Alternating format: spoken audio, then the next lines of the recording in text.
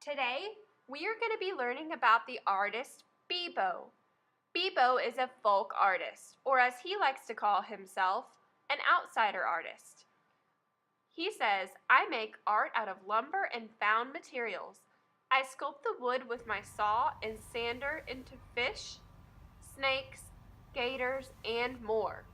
I paint them using enamel paint so that the pieces can be hung outside. I also make angels and signs with inspirational messages on them. God has blessed me through my art.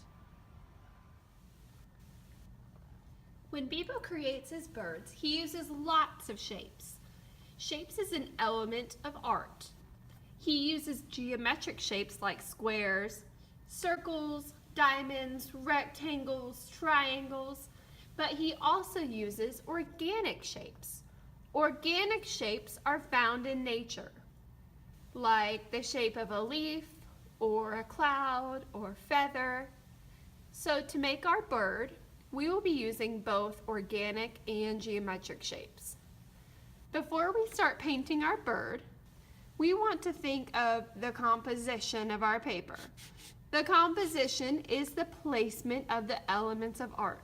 So when I'm thinking about the placement of the circle of my bird's eye, I know that I probably don't want to put my eye at the bottom because then I wouldn't have enough room for my body. I don't want to put it all the way at the top because then I wouldn't have enough room for the top of my bird's head. I think I'll put my eye just above the middle of my paper. So I'm going to take my thin paintbrush and my black paint. I'm going to dip it in. I'm going to be using my paintbrush like a ballerina. I want her to stay on the tippy top of her toes, but I don't want her to sit on her bottom. So I want her to stay just like a ballerina on the tip of her toes. So I'm going to get some paint and I'm going to paint a dot for my bird's eye. This is a geometric shape. It's a circle. Okay. Now I'm going to paint a circle around my eye. That is for the eyeball. And I'm going to paint one more circle. Again, it's a geometric shape, and this circle is going to be for the shape of my head. So it's going to be a little bit bigger, and see how I have a little more room at the bottom than I do above my eye. I think I want that to be a little bit of a different shape, so I'm going to make it a little bit bigger. I'm going to be filling this in. And I'm going to paint this in.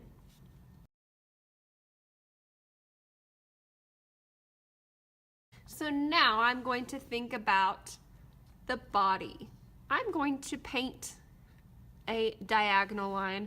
Remember, a diagonal line goes either from top down to the bottom or from the bottom upwards. I'm going to go from upwards, downwards, up from my head, downwards. So I'm going to make the back of my bird with my diagonal line, and then I'm going to make a half circle for my belly.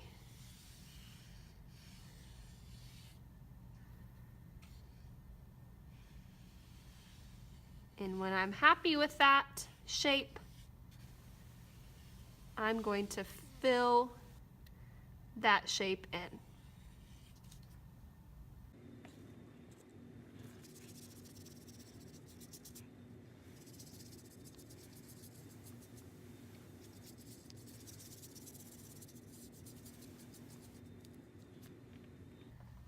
So Bebo often uses some lines to create texture and with the end of the brush. So I'm going to use my end of the brush to create some texture for my bird's wing using the end of my brush.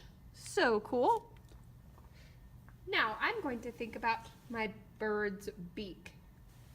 I'm going to use a geometric shape, a triangle, and I'm going to make that triangle with 2 diagonal lines. There's 1 and 2. I think I want my bird to have an open mouth, so I'm going to make 1 more triangle. 1, 2, diagonal lines, and there we go. Now, I need to do my legs. I'm going to make 2 lines for my legs. I kind of want them to be curvy.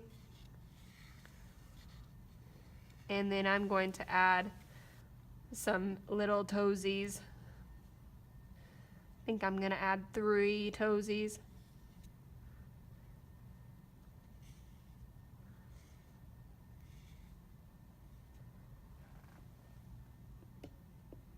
Remember, if you mess up, you can make a happy mistake a few different ways here. You can paint over it and make it into a bigger shape. You can turn it into something completely different, but it never helps to cross it out or completely mark it out. So when you're finished with the body, the legs, and the feet, you can be thinking of some details. Maybe your bird needs some feathers. Maybe on his head or on the back of his tail. Birds have tail feathers that help them balance. These feathers repeat like the head feathers. Lots of times artists repeat something on their artwork. They do this because it creates interest in their artwork. I'm going to add some feathers onto my bird's head. And I'm going to repeat this on my bird's tail because remember, repeating something makes my artwork a little more interesting. Repetition is an element of design. Okay, so now I'm going to start decorating my background. I'm going to use lines to make a border. So you can use squiggles, you can use dots, you can use broken line, you can use any kind of lines you want, but we're going to use that to make the border here. So let's see. I'm going to use the black because that echoes or repeats what we see in the black of the bird. And I'm going to use some squiggles.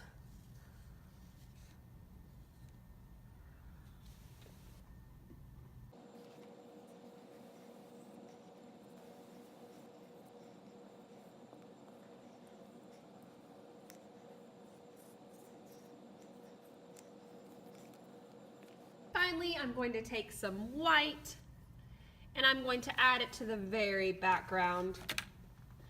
So I'm adding a pattern. Again, a pattern is repeating that word again. And I'm just making it more interesting. I'm not painting on my bird because I want him to really stand out.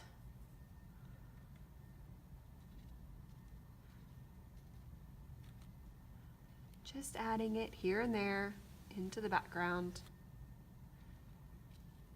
to give it a little extra something something. And there you have it. Our masterpiece inspired by the artist Bebo.